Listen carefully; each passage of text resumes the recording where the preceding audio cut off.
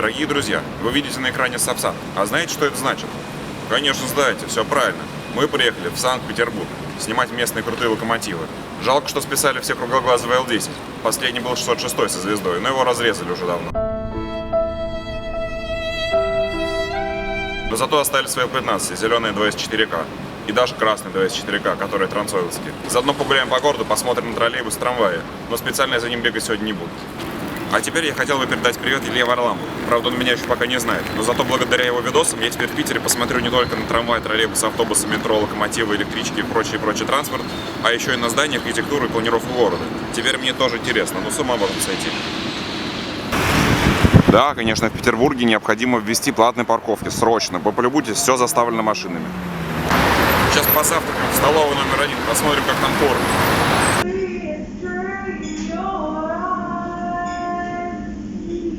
Сегодня на завтрак рисовая каша, яичница, сарделька, булка, кофе и компот. Все как у здоровых людей. Приятного аппетита. Мы находимся на площади Восстания. Сейчас будем снимать здесь троллейбусы, автобусы, которые поедут прямо здесь. Как вы можете видеть, в Санкт-Петербурге троллейбусные провода почему-то никому не мешают и не портят вид города. Хотя здесь, конечно, достаточно вещей, которые это делают. Например, вот эта здоровая сопля, которая ведет через всю площадь. Ну да и бог с ним. Главное, что здесь троллейбусы работают. Только что проехало сразу 5 троллейбусов, один за одним, и все разные. Вот это обалдеть, кстати, обожаю троллейбусы. А вон ВМЗ едет, вот Золото троллейбус, очень красивый, замечательный троллейбус. Снимаем голубой масс. Еще здесь много вот таких замечательных газовых волжанинов. Здесь в принципе много разных автобусов и троллейбусов, и все они ездят. Не то что в Москве.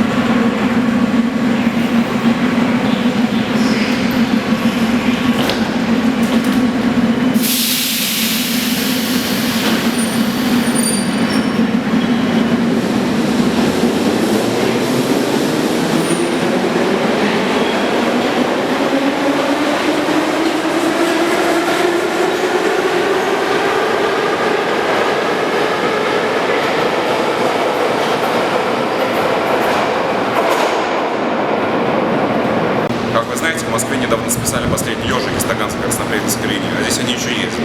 Вот мы покатались в одном из них. Это был вагон Ем-508 номер 6822. Да какая вообще вам разница, какой это был вагон? Главное, что это был старый добрый ежик с крутыми плафонами, и еще он моргает, когда подъезжает к станции. С ума можно сойти. Вот едет местные яузы. В Москве, как вы знаете, яузы тоже уже не ездят, а здесь они только появились.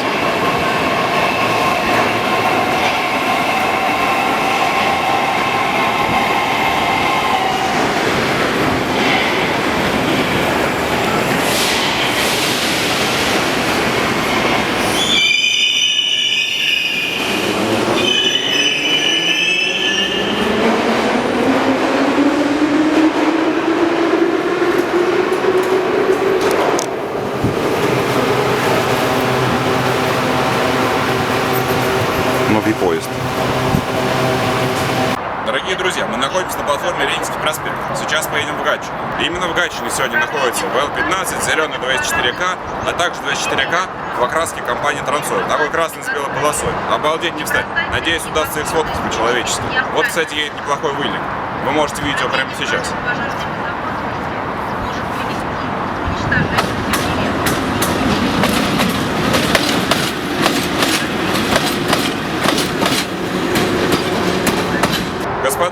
что подумают, что мы сейчас поедем на Эрке в Гатчину. Но это просто ЭТ-2 с башкой от Эрки. В принципе, одно и то же. Вы же знаете, что ЭТ-2 это та же самая Р2Т.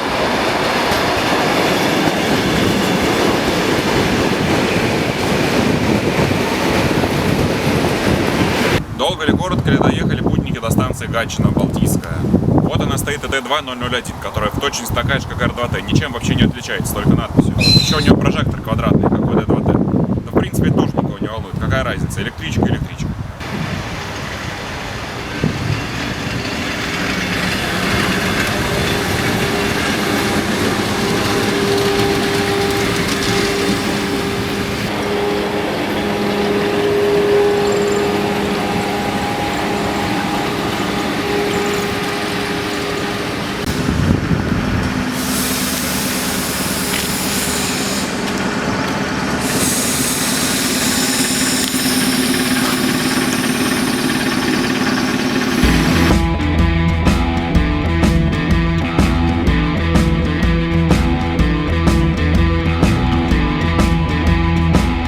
Дорогие друзья, это у нас перегон Войсковица-Елизаветина. Много кто на нем снимал. Перегон раньше был чисто тепловозным, но где-то в течение последних 10 лет РЖД занималась его переустройством. Здесь положили второй путь и повесили контактную сеть. Сейчас тут ходят электровозы, раньше были только тепловозы. Вот так выглядит перегон в сторону станции Войсковица. Доехать сюда очень просто. Приезжайте на электричке в Гатчину и берете такси. Яндекс вам в помощь. Стоимость проезда около 300 рублей. Нормально, можно удобно сюда доехать. По пути мы видели автобусные остановки, но кому это надо разбираться, какие сюда автобусы ходят? Да ну окей, просто берите такси и не парьтесь. Вот так выглядит место, в котором вы можете попасть на перегон Войсковица-Елизаветина. Ориентир ЛЭП. Если посмотреть по карте, то оно находится прямо вот здесь. Итак, вы приезжаете на это место на машине, на такси, на чем хотите. Хоть на собаках, хоть на ковре-самолете. И проходите вот здесь. И вот там перегон. Вот с этим поездом проехал Л-15. Очень не вовремя. Освещение отвратительное. Фотка получилась вот такая. Надеюсь, что следующий Л-15 приедет в более удачном освещении. К счастью, там вроде бы есть еще один, если он, конечно, не уехал.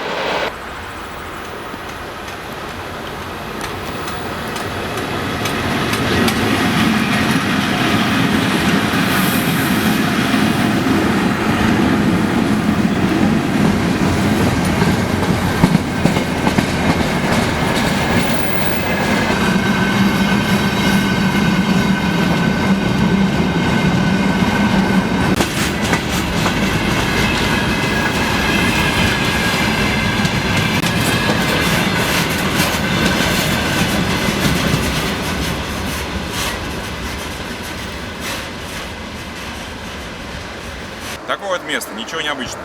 Примерно так же выглядит БМО у нас в Подмосковье, только столбы старые. Объем движения на этой линии сопоставим с участком Кубинка-Бекасова, который у нас в Московской области. Поездов здесь довольно много. А только что проехал Триест 4К. Вот его фотка. Такой вот локомотив. Ждем теперь Воронцовский Дончак. Посмотрим, что из этого выйдет. Вот такой вид открывается с выемки. К сожалению, сейчас с него не очень хорошо снимать, потому что солнечно. Будет обязательно теневая сторона. Я такие фотки не очень люблю. Но пока здесь делать нечего на этой выемке, спускаемся обратно на пути.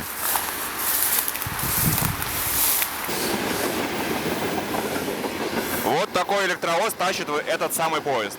Это Трансойловский 2С4К, как я и говорил. Получилась нормальная фотка, хотя ничего особенного. Настало время немножко расчистить горизонт. Поехали!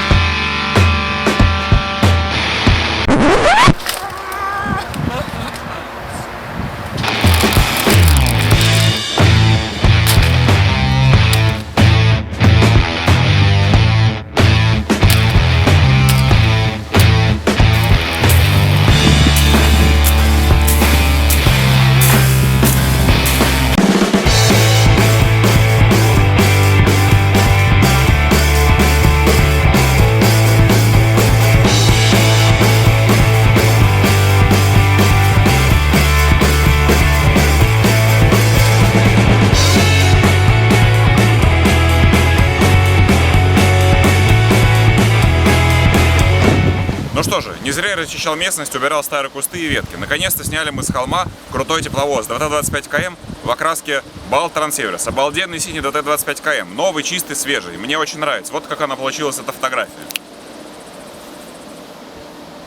Теперь постоим здесь еще немного и подождем что-нибудь еще. А то одной фотки мало. Все остальные фотки получились одинаковые с путей. Мне такие фотки даже не особо нравятся, но других вариантов в это время не было.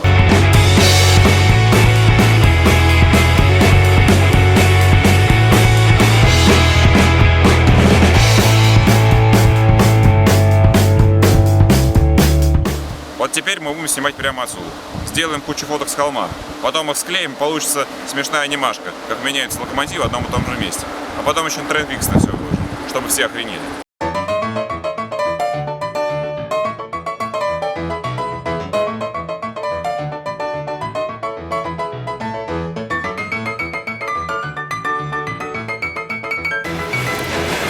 Вот этот состав шел с 2С6. В хвосте у него толкач, ВЛ-10 325.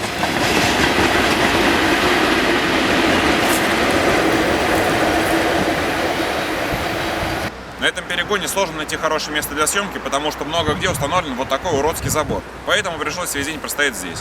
Для кого он поставлен, совершенно непонятно. Он ограждает просто лес или поля. Раньше такого забора здесь, конечно же, не было. Обалдеть не встать, ненавижу забор.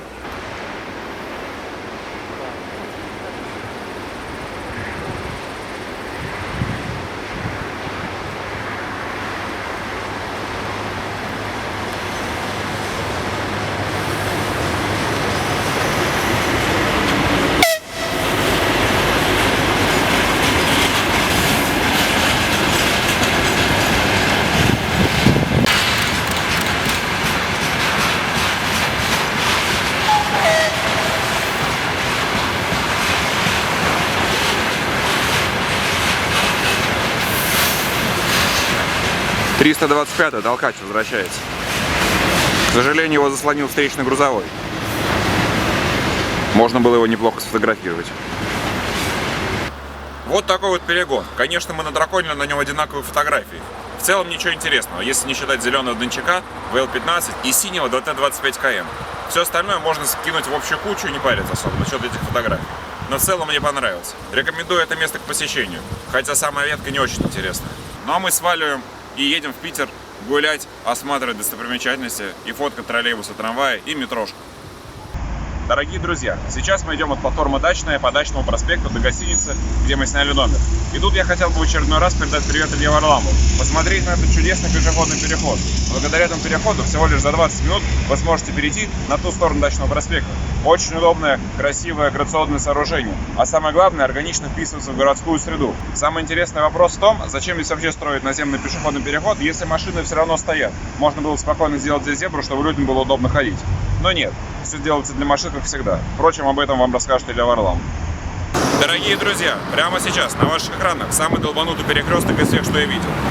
В чем проблема этого перекрестка? Во-первых, он круговой, а во-вторых, на нем пересекаются две дороги по 6 полос каждая. И все это без единого светофора. В том числе и без пешеходных светофоров. Поэтому переходить здесь лично мне было довольно страшно. Вот такой вот замечательный перекресток. Машины даже не пытаются притормозить перед пешеходным переходом. Зато здесь ходят троллейбусы. Один из них — это новый вид, который умеет работать без проводов. Это так называемый электробус с увеличенным автономным ходом, который Москва почему-то решила не закупать. Но об этом как-нибудь в другой раз. Итак, вы можете видеть, как этот долбанутый перекресток проезжает машины. Они скапливаются, затормаживаются, пропускают друг друга и создают столпотворение. В общем, перекресток просто жесть. Здесь бы не помешали светофоры. Так, ребята, на этом моменте мы, пожалуй, прервемся. А то 40-минутный ролик смотреть — это с ума можно сойти. Тем более, сколько я еще буду монтировать вторую часть. Надо же вас уже порадовать хотя бы чем-нибудь. Смотрите в следующей серии. Ах ты ж собака спратная. LWays 86, которую я спрячу здесь, на конечный лэмпс. Вот мы и прокатились на Альстоме. Здесь вообще нет пешеходного перехода. Вот мы доехали до Гранд-Макета. Как видите, в следующей серии будет на что посмотреть. Поэтому, чтобы ее не пропустить, не забудьте подписаться на мой канал, поставить этому видео лайк и рассказать друзьям, если, конечно, кому-то из них будет интересно смотреть весь этот железнодорожный бред. До встречи в следующем видео.